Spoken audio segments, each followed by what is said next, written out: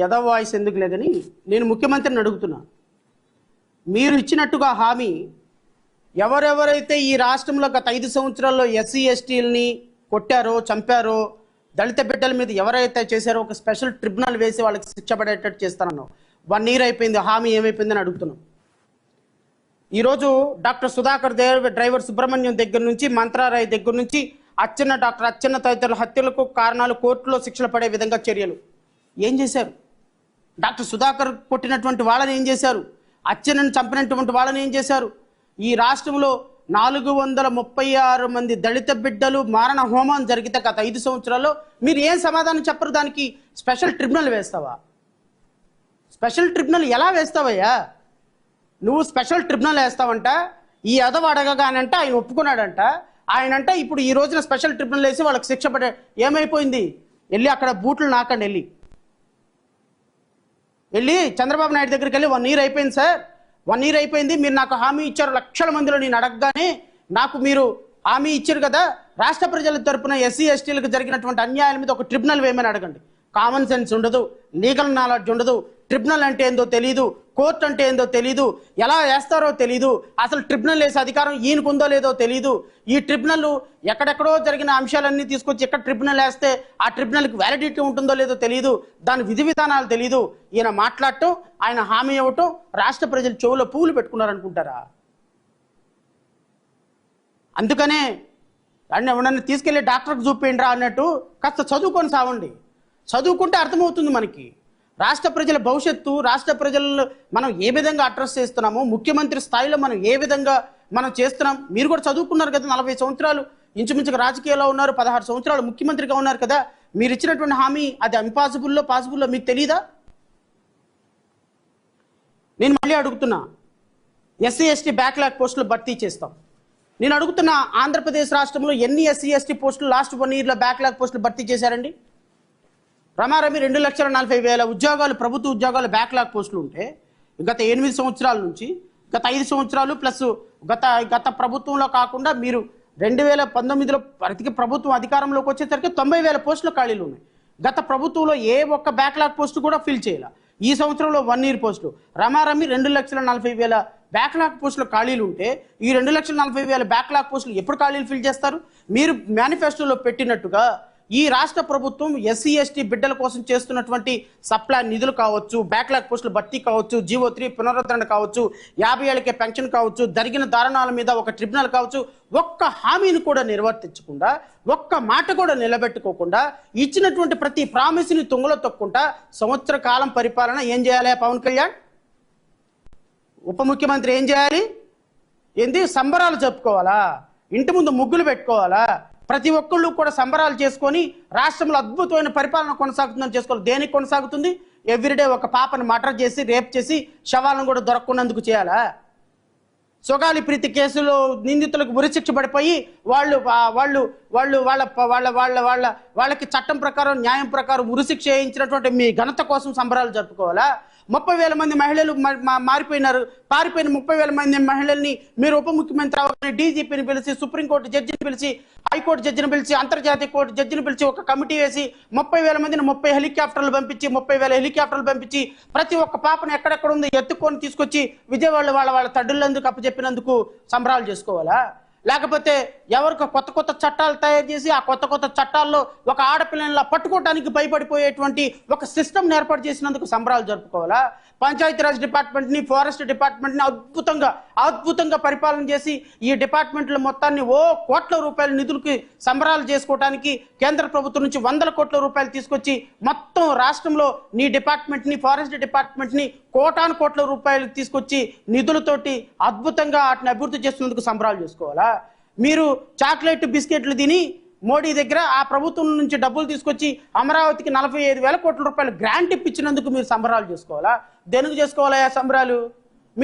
మీ పిఠాపురంలో అద్భుతమైనటువంటి ప్రగతి, అద్భుతమైనటువంటి డెవలప్మెంట్ జరిగి పిఠాపురం ప్రపంచంలోనే, భారతదేశంలోనే, ప్రపంచ దేశాల్లోనే ఒక అద్భుతమైనటువంటి కాన్స్టిట్యున్సీగా తీర్చిదిద్దుతున్నందుకు, జబర్దస్త్ రాష్ట్రం తీసుకొచ్చి ప్రచారం చేయించినందుకు సంబరాలు చేసుకోవాలా? దేనికోసం సంబరాలు చేసుకోవాలి? మీ డిపార్ట్మెంట్లో బ్లీచింగ్ పౌడర్కి డబ్బులు లేవు ఇంతవరకు.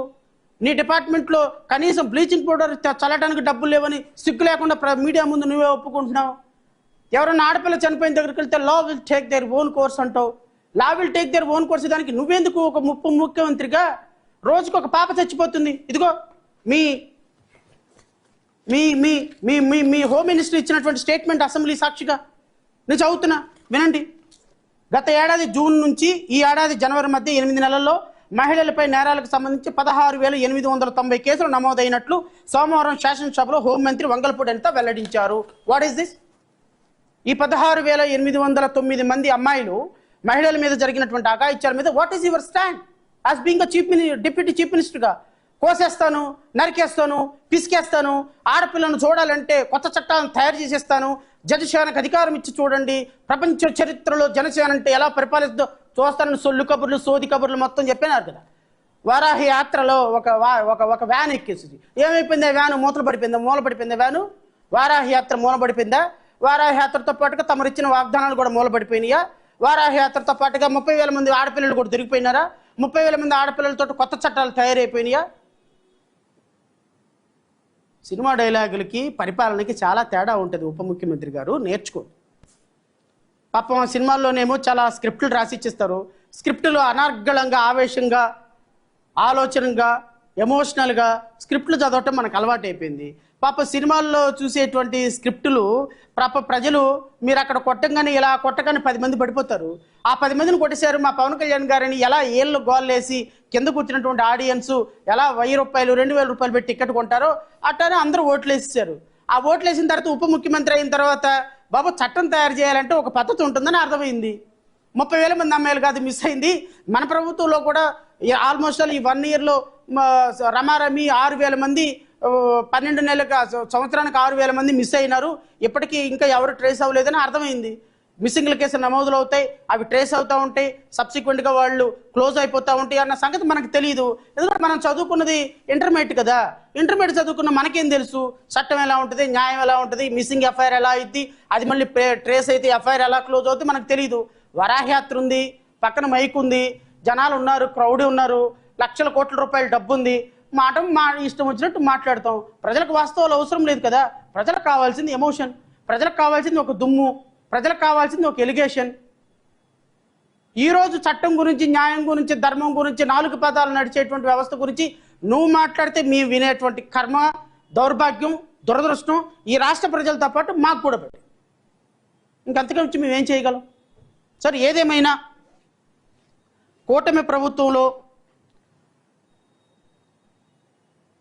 100కి ఎన్ని మార్కులు వేస్తారు అని రాష్ట్ర ప్రజలు అడిగితే అద్భుతమైనటువంటి పరిపాలన ఇస్తున్నారా?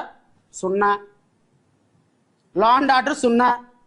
ఎక్కడికి వెళ్ళినా మహిళల మీద అఘాయిత్యాలు, గంజాయి, ఇష్టం వచ్చినట్టు యువత మొత్తం రోడ్ల మీదకి వచ్చి ఇష్టం వచ్చినట్టు పాడైపోయింది. So lawlessness state 0. మహిళల పట్ల భద్రత 0. నిరుద్యోగులకు ఉద్యోగాల కల్పన 0. మహిళల భద్రత విషయంలో 0. రాష్ట్ర ఆర్థిక ప్రగతి విషయంలో 0. కంపెనీల విషయంలో 0. అన్ని గుండు సున్నాలే. మన ముగ్గురు హీరోలకి, మంత్రి గారికి, ఉప ముఖ్యమంత్రి గారికి, ముఖ్యమంత్రి గారికి, వీళ్ళ ముగ్గురికి ఎగ్జామ్స్లో వచ్చినటువంటి పెద్ద గుండు సున్నాలు ఇవన్నీ. అమరావతి డెవలప్మెంట్ 0. కేంద్ర ప్రభుత్వం నుంచి వచ్చిన ఏదైనా ప్రత్యేక ఇన్స్టిట్యూషన్స్ వచ్చినాయా? 0. రాష్ట్రంలో ఏమైనా కొత్తగా ఎంప్లాయ్మెంట్ సృష్టించి కంపెనీలు తీసుకొచ్చారా? 0. రాష్ట్రాన్ని అప్పుల పాలు తీసుకెళ్లే విషయంలో 100కి 100 మార్కులు. రాష్ట్రంలో లా అండ్ ఆర్డర్ని చంపేసి ఎవరైనా పడితే వాడిని అరెస్ట్ చేసే విషయంలో 100కి 100 మార్కులు. పవన్ కళ్యాణ్ గారికి ఎవ్రీ మంత్ వెళ్ళే సూట్ కేసుల్లో 100కి 100 మార్కులు. నారా లోకేష్ గారికి సంపాదించుకున్నటువంటి డబ్బుల్లో నెలకి ఎంత ఆయన వాటాకి 100కి 100 మార్కులు. ఎంప్లాయ్మెంట్ ఎవరికి దొరికింది అంటే మీకు దొరికింది, మీ సామాజిక వర్గానికి దొరికింది, మీ అనుచరులకు దొరికింది, మీ పార్టీ వాళ్ళకి దొరికింది. మీ పార్టీ వాళ్ళకి ఈ రాష్ట్రాన్ని నాశనం చేయటంలో 100కి 100 మార్కులు, సూపర్ 6 అమలు చేయటంలో 0 మార్కులు. ఓవరాల్గా 100కి 100 మార్కులు వచ్చిన డివిజన్ వేరు, 100కి 0 మార్కులు వచ్చినటువంటి డివిజన్ వేరు. ప్రజల పాలిట చూస్తే 100కి 0, మీ పరంగా చూసుకుంటే 100కి 100 మార్కులు. The most successful ruling of in Andhra Pradesh from 2024 June 11th onwards till today, you people gain 100కి 100 marks. This is how I can describe.